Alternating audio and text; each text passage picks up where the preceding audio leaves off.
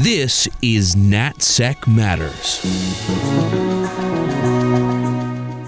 I'm host Michael Allen with Beacon Global Strategies. Today I'm joined by Ms. Kellyanne Shaw, a partner at Aiken Gump's Lobbying and Public Policy Practice. Ms. Shaw spent a decade in government service, most recently serving as Deputy Assistant to the President for International Economic Affairs in the first Trump administration. Ms. Shaw joins us today for a discussion on recent tariff developments and the geopolitical implications of rising international trade tensions. Stay with us as we speak with Kellyanne Shaw.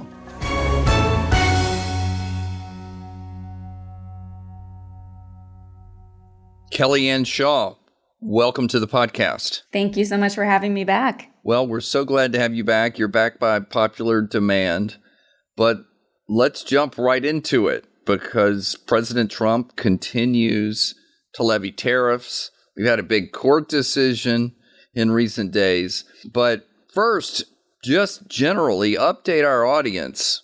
Can you give us an overview of Trump's trade policy as it currently stands? Sure, and I'm trying to think back to where things were the last time that I was on, but effectively we've got something like a 15 to 20% average tariff rate on all imports from all products in all countries. And so what that means is we've got a couple of different sets of tariffs. We've got these economic or reciprocal tariffs, which range anywhere between about 10% to 40% on different countries. And then we also have these national security tariffs, which are these 232 tariffs on steel, aluminum, copper, autos. We're about to see additional tariffs announced on semiconductors and pharmaceuticals. And then on top of that, we have these other tariffs that look a lot like sanctions. So these are the secondary tariffs on India for purchasing Russian oil. These are tariffs on Brazil for things happening in that country, and threats of other types of tariffs, some of which are frankly coming out of Congress in terms of legislative authority to the president. So it's a very active and dynamic tariff landscape, I will say. Things have cleared in terms of seeing a bit more of the lay of the land than they were probably the last time we talked, but still dealing with a very dynamic environment in which the tariffs could go up or down at pretty much any one time. We definitely want to get to these 232s and the other issues, but let me just ask you outright, just to make sure, because this audience also cares about Ukraine. The secondary tariffs are currently on India, right, for oil imported from Russia? Yes, they went into effect, I believe, last week on the 27th of August. Okay, great. So, Kellyanne, in addition to having a lot of experience, you're also a lawyer. Tell us a little bit about how this recent court decision, which seemed to strike down Trump's ability to levy certain tariffs, how is that going to play out on the policy? Yeah, and this was the big blockbuster news that came out on the Friday before Labor Day. I sort of joked with colleagues that they definitely ruined a lot of lawyers' weekends with that announcement. So this is the Court of Appeals for the Federal Circuit, which confirmed and affirmed the CIT's decision that IEEPA does not allow for the use of tariffs, at least under these particular circumstances. And the court stopped shy of saying that IEEPA can never be used for tariffs, but did say that the way in which the president had been using them, both for these reciprocal tariffs and for the fentanyl and immigration tariffs, was not consistent with the statute. And so that will likely be appealed to the Supreme Court. They gave the president until October 14th to do so. So we are expecting that decision by the administration likely soon, and then a final decision by the Supreme Court sometime in 2026.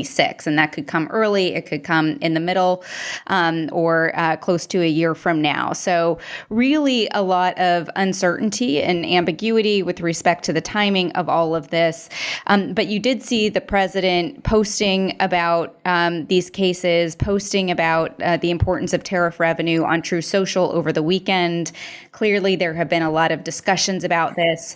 When you talk to administration officials, they will tell you that they have a plan B, meaning even if the Supreme Court ultimately finds that these tariffs are inconsistent with IEEPA, or that IEEPA did not delegate to the president tariff authority, that they have other types of authority to impose under something like Section 301, 232, which I know we'll get into. There are other statutes like 122 and 338, but that the message is clear. Tariffs are here to stay. It's just a matter of under what authority and what levels the president will be able to do that. Is it possible that since the court, while striking it down, left the tariffs in place, that this won't end up mattering all that much if President Trump, settles a lot of these bilateral trade disputes before the Supreme Court gets involved? Well, what's really interesting, and I get this question a lot from clients and others, which is why would the European Union, Japan, South Korea, and other countries who struck a deal with the president do so if the court's just going to strike down these tariffs? And I think it goes back to exactly your point, Mike, which is that there is other authority for the president to tariff some of these trading partners. And I think at the end of the day, they know that. Now, where this could really matter is with respect to the tariff revenue that has already been collected. And so this is what the Treasury Secretary is forecasting to be something like between $300, $400, $500 billion in annualized tariff revenue. Like, this is serious dollars. And that's in part why you're seeing the market react today in terms of the bond market, because there is some uncertainty about whether that tariff revenue will need to be refunded. And so that's the big question right now. And that's why you're seeing the president really leaning into the importance of tariff revenue in some of his posts. It's because of this question about refunds. Gotcha. All right. Interesting. Was some of this foreseeable? I mean, I remember when he got into IEEPA in the beginning, others were saying it was a quick fix and he should have gone with other authorities. But, without getting too far into the legalities of it all, I think he went with IEEPA because of speed. Is that right? Yeah, I definitely think that was part of the decision. And you even heard some administration officials talking about that publicly.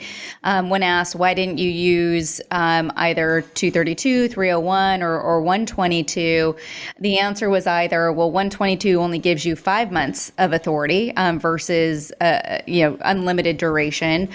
And some of these other ones took time in terms of going through the investigatory process, writing a report, making findings. And so it seems like the president chose IEEPA because of speed, although he hasn't come out and confirmed that one way or the other. But that's sort of the consensus. Tell us again, what is a 232 action? And tell us a little bit about the one that I think that people are most interested in, which is a coming one on semiconductors. Yeah, so Section 232 is a statutory provision which the Commerce Department has oversight over, in which they can launch investigations into the national security threat of imports. And this authority has historically been used a couple of dozen times over the years, but it gained prominence again in Trump 1.0 because he used 232 to impose these 25% tariffs on steel and aluminum. And he's been incredibly active in terms of using it this time. So now we have 50% tariffs on imports of steel and aluminum. We have 25% tariffs on auto and auto imports, 50% tariffs on copper, and there are several other products that are still under investigation. You mentioned semiconductors, pharmaceutical products, trucks, critical minerals. He just launched one on wind turbines. And we are waiting to see what the administration is going to do with this. Now, semiconductors is interesting because the case for the use of 232 is that the United States is overly reliant on adversaries and allies alike for imports of not just advanced chips, but mature nodes as well, and that we don't make semiconductors in the United States in any significant volume that we need to meet our commercial or defense needs. And so this 232 investigation was launched a couple of months ago. The president has teased some of the measures. He had this Oval Office meeting a few weeks ago with Apple CEO Tim Cook, in which he said that he expected to impose 100% tariffs on chips unless companies were actively investing and building in the United States. It's not totally clear what that means. It seemed to be targeted more at the chip makers versus some of the end users, but Apple is, of course, predominantly an end user. So we'll have to see what those final measures look like. And so it could be anything from tariffs on advanced and matured node chips, as well as some of the derivative products, meaning the products that chips are in. Those could see tariffs. We could see carve-outs for companies that are actively investing in the United States, and that could be based on end user. It could be used on chip maker. So a lot of questions about what this measure will look like. But again, we are expecting to see a final announcement soon. Let's get into China, but before we do, what do you think about the pacing of some of the bilateral trade agreements that we expected?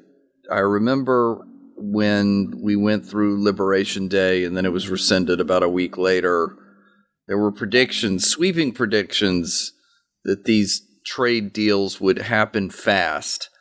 And I think most people believe they've been much slower and much less specific than anticipated. Do I have that right?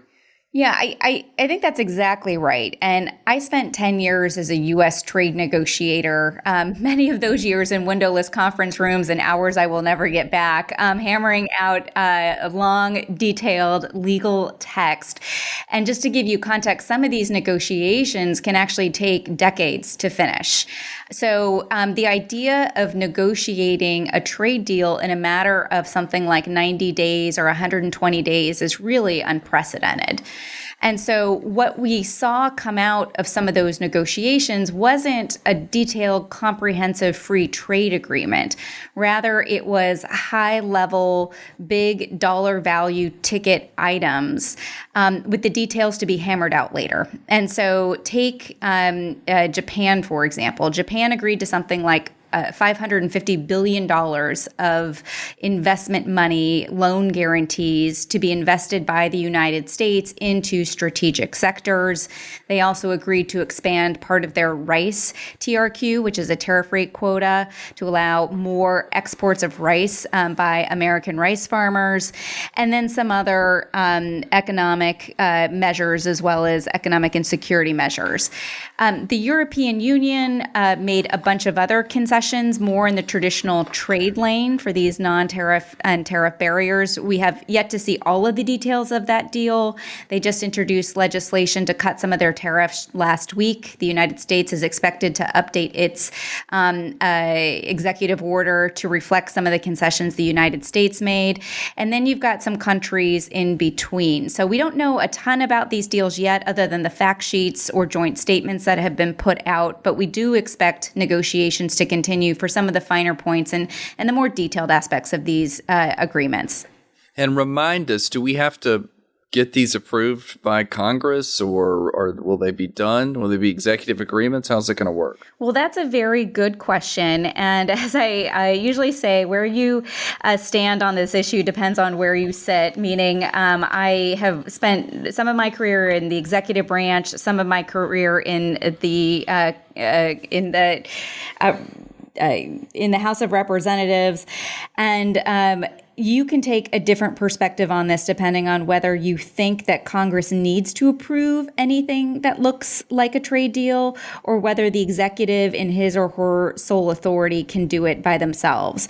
But because these deals don't require changes to U.S. law, The executive, meaning President Trump, is taking the view that he doesn't need Congress for these.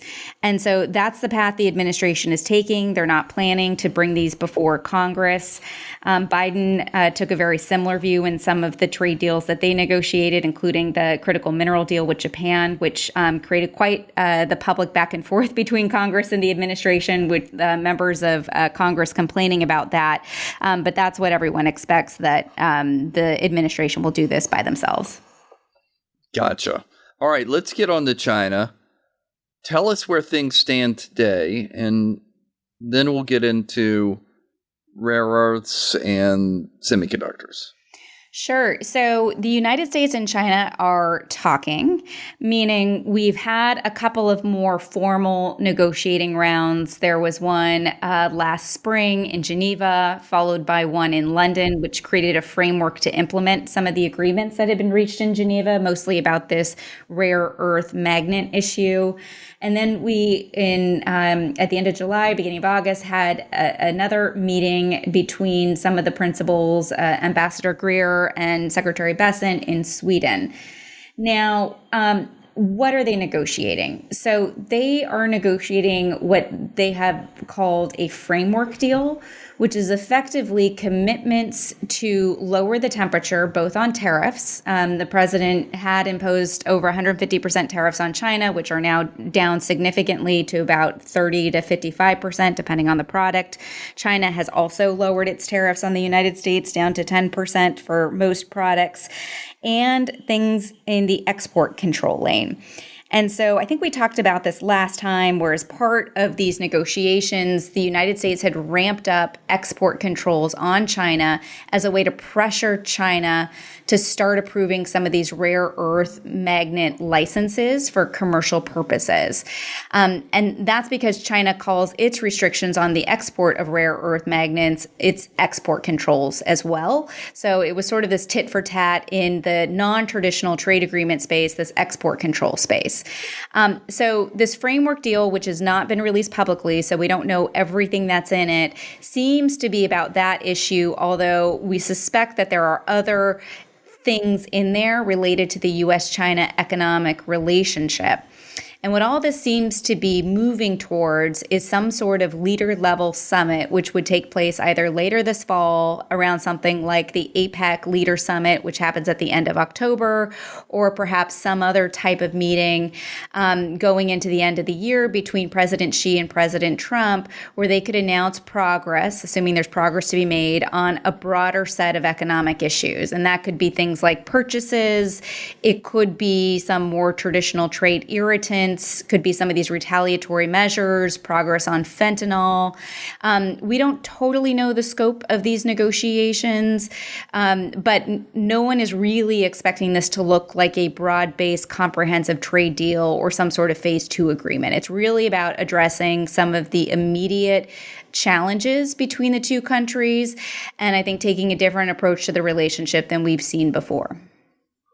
So we jumped in a few weeks ago now and really put some tariffs on the Chinese, only for them to immediately go for the jugular, which is rare earths, which are important in magnets, which are critical to automobile manufacturing here in the United States. Do I have that right? Isn't that our real Achilles heel? Yeah. I think that's absolutely right. I think what the Chinese did was take a vulnerability that the United States has and continues to have and use that as leverage to try to get some of these tariff rates that the president had imposed down. But what it also exposes is that we have some real vulnerabilities in terms of supply chain exposure to China. And I think that's the point that the Trump administration is making in the first place when it's talking about the need to onshore and reshore some of these critical supply chains. And a big piece of that is an over-reliance on China. I agree. I think it's beginning to catalyze some action here in the United States for our own rare earth industry, if you will. Let's get into semiconductors a little bit, because NVIDIA is on the tip of everyone's tongue. They have a AI chip called the H20 that I think we've agreed, at least in principle and by now maybe in practice, to ship to China.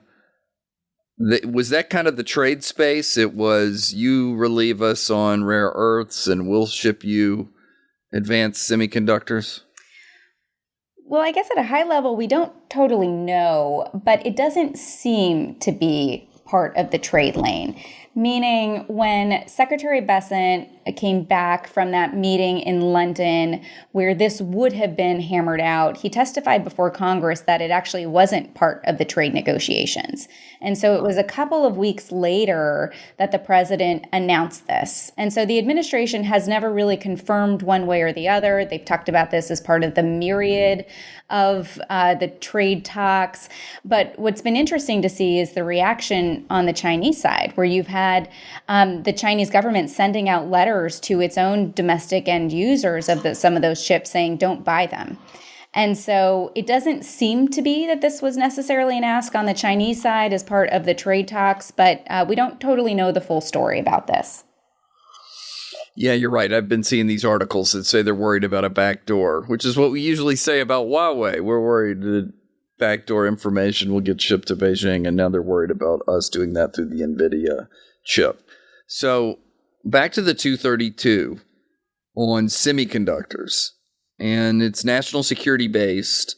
And I think everyone would agree that if we're completely reliant on exports, at least for the manufacturing part of semiconductors, that's a real problem for the United States. But is 232 the way to go after this? Because don't we absolutely need all of these chips? And won't it just take years and years for us to develop our own domestic capability? Yeah, so it depends what the 232 measures are. And so under this statute, there are a bunch of different remedies that the president has to choose from, assuming that the Secretary of Commerce finds that imports are threatening national security. So it can be things like tariffs. It can be things like quotas. It can also be trade negotiations. We've seen some administrations use things like the Defense Production Act and other types of domestic measures to try to remedy some of these supply chain issues. So we don't know ultimately how the Secretary of Commerce and then the president is going to structure this measure. We are very much expecting tariffs to be part of this remedy, but it does depend on what else might be in there. And the other thing we don't know a lot about is the U.S. negotiation with Taiwan and how prominently the semiconductor issue may or may not have featured into some of those tariff negotiations, and if there might be some agreement between Taiwan and the United States to try to speed up some of the production of the fabs and the advanced chips in the United States. And so totally agree that we need to figure out some way to speed up domestic production. The administration's view is that tariffs will be part of that solution, but that can't be the only part of the solution. And so I'll be interested to see how the administration works this out. But what the president has said is that his goal is to have 50% of all chips that are necessary for domestic production made in the United States. We're going to take a quick break, and we'll be right back with more of our discussion with Kellyanne Shaw.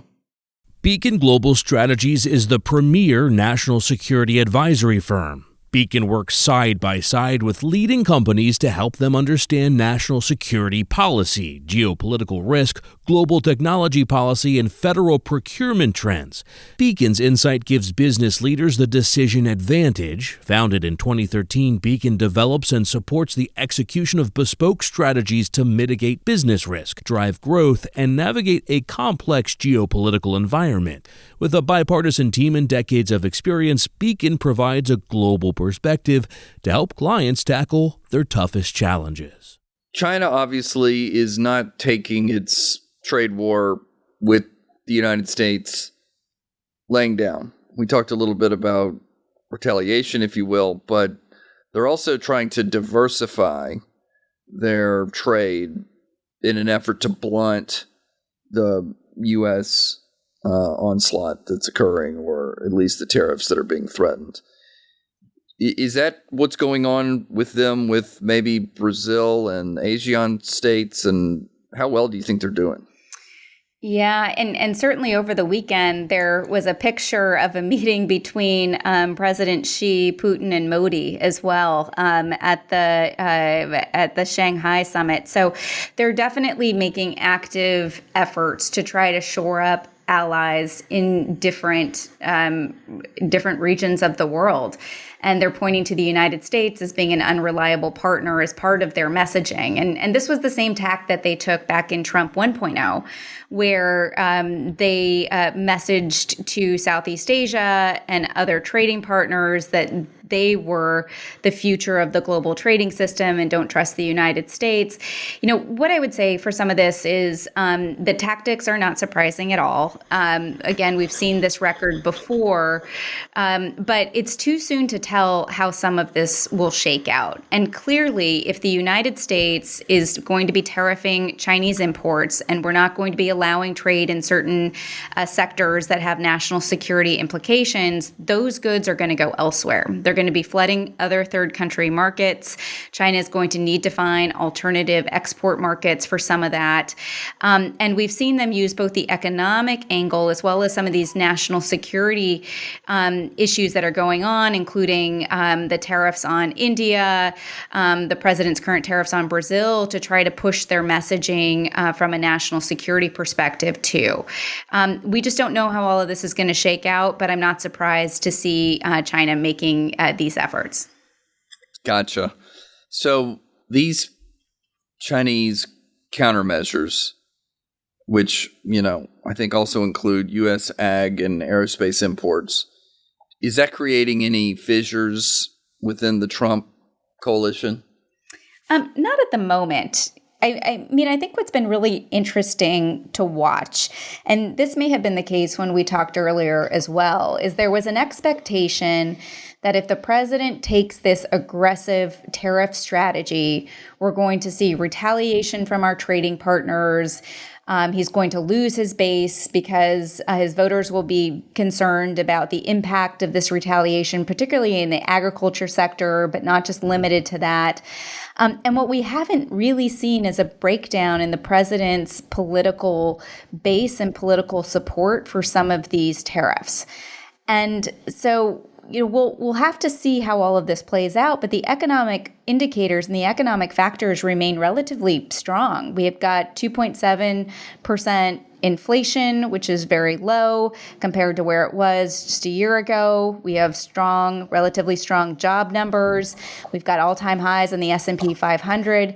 All of this is extending the president's political leash to pursue some of these tariff and other economic policies. And that leash and runway has not run out yet. So I don't really see Chinese retaliation as fracturing the president's base.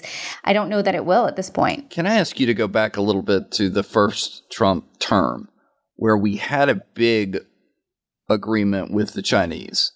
And some of it was purchases, which at least the media said that was what Trump was most interested in. But it also had a lot of substantive chapters on what we call generally Chinese structural reform, which, as I recall, had, you had to do more on intellectual property. You couldn't, at least there were measures to address the Chinese subsidies that they then use in furtherance of overcapacity dumping all over the world.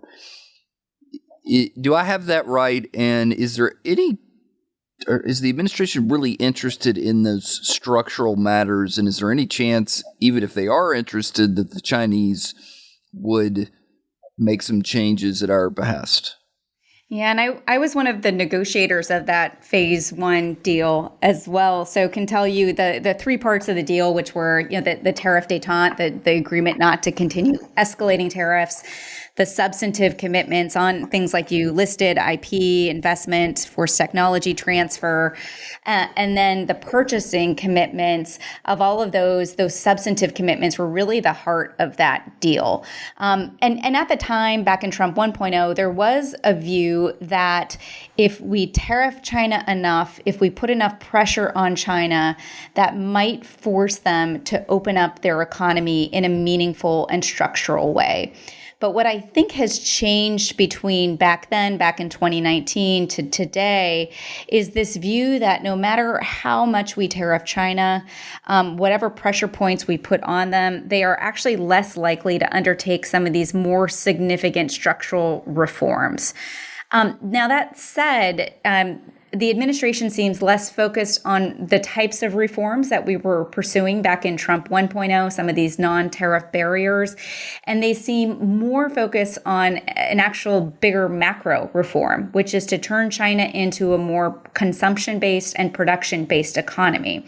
So what they're really trying to get at is this trade deficit. And you'll hear folks like Secretary Besson and others talk about this, that when they are engaging with the Chinese and their Chinese counterparts, they're talking about the bigger macro picture. How do we get China to stop exporting so much to the world, to stop distorting these global markets, and to start consuming more, and specifically consuming more U.S. Imports?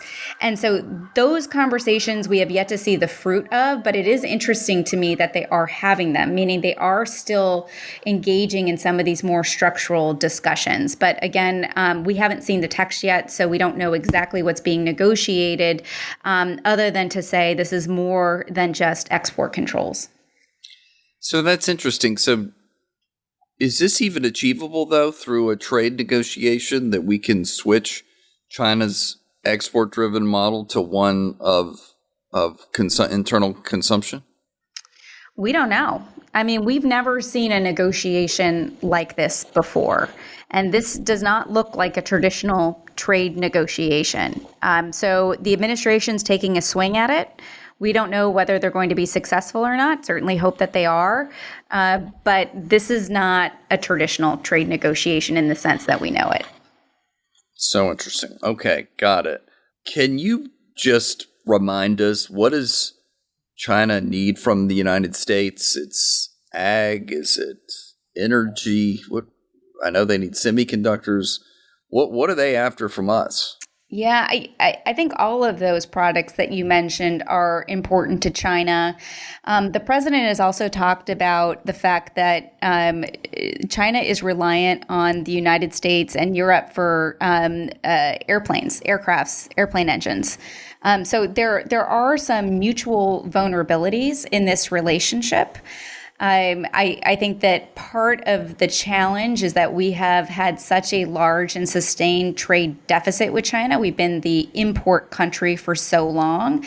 So it does seem imbalanced in terms of some of these vulnerabilities at the moment. But the administration is ultimately trying to seek to change that. But there are dependencies that China has, and it's everything that's covered under U.S. export controls. Gotcha. So as we begin to wrap up here, let's zoom back the lens. We've been in the, appropriately so, down in the specifics, but talk a little bit about the geopolitical implications of all of this. I know that, and you correctly mentioned that at the conference, the summit this weekend, the Chinese are trying to message the world that the United States is an unreliable partner.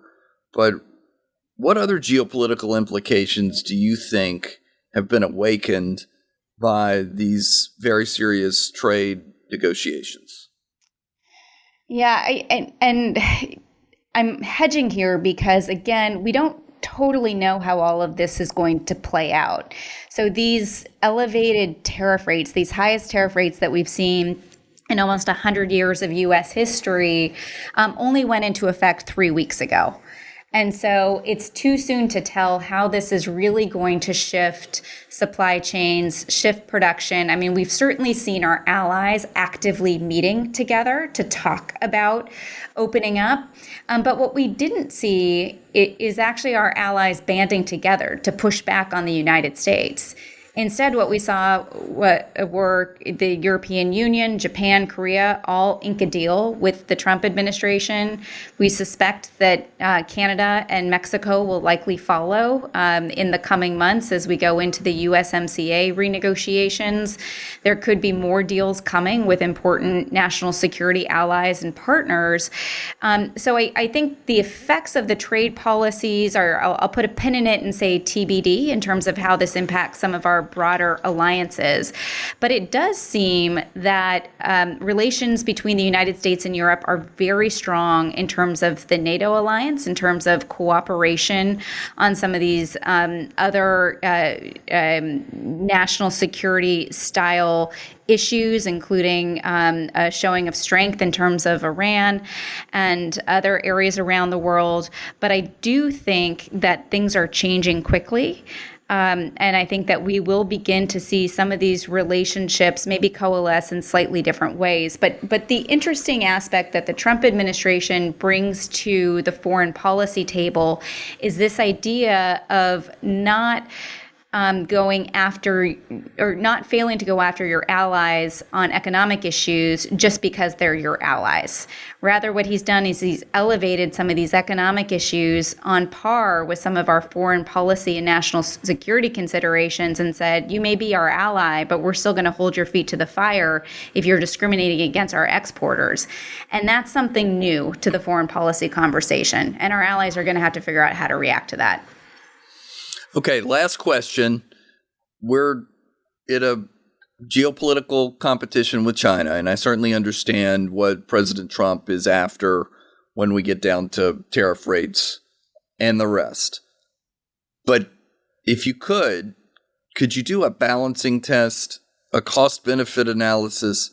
We seem to have really irritated a lot of our allies around the world. Certainly Japan is somewhere at the top of the list, but other long-term allies as well that feel like they've been roughly treated, and we need them, honestly, for the geopolitical competition with China. Do you think a lot of this has been worth the cost of potentially angering a lot of our longtime allies, or do you think everything can return to normal as soon as we've got this trade agreement done? So I also get this question a lot, and I don't know that we're going to return to normal, meaning the way things were 10 years ago. I think that there is a new normal forming, and we're seeing this in U.S. domestic politics, where American voters are not comfortable in a situation in which they feel like their economic needs are not being addressed by their political leadership. And so there isn't really an option in which a president comes in and doesn't try to right or correct some of these economic imbalances. And taking a more traditional approach, the approach that our allies are comfortable with, these long-term 10-year negotiations over trade issues that move at glacial speed, that is not politically palatable for everyday Americans. And so that's why you've seen the Trump administration take some of the approaches that they have. And I think that they've gone harder and faster than most voters expected. And you're starting to see some question around some of the tariff policies. But that said, the president is addressing a democratic and domestic need just as much as he is a foreign policy and national security one. So I think this is the new normal that our allies are going to have to get accustomed to. And we're already seeing signals, and again, the deal with the EU, the deal with Japan, the deal with South Korea, that some of the claims of you're irritating our allies and we're not going to work with you anymore may just be overblown. And that once we get some more certainty and stability into the trading relationship, they may not like a 10% tariff or a 15% tariff, but they can live with it, that we might be able to get back to normal on some of these China cooperation issues. But I do think the bigger question mark that our allies are looking towards is, what does the U.S.-China relationship look like? Where is the president going in terms of his bilateral dealings with President Xi? Because if it looks like the United States is taking its foot off the gas in terms of going after China, they're going to be less likely to cooperate with us on China issues. And so that's where I'm hearing allies looking towards, is what does the U.S.-China relationship look like? And that might inform their response. Terrific. Well said. Kellyanne, thank you so much for joining us again on NatSec Matters. Thanks so much for having me. That was Kellyanne Shaw. I'm Michael Allen. If you enjoy listening to NatSec Matters, please leave us a rating and review. We'd love to hear from you. If you're interested in becoming a sponsor, please email our team at bgs@bgsdc.com. You can also find this email in the show notes. Please join us next week for another episode of NatSec Matters. NatSec Matters is produced by Steve Dorsey with assistance from Ashley Berry. NatSec Matters is a production of Beacon Global Strategies.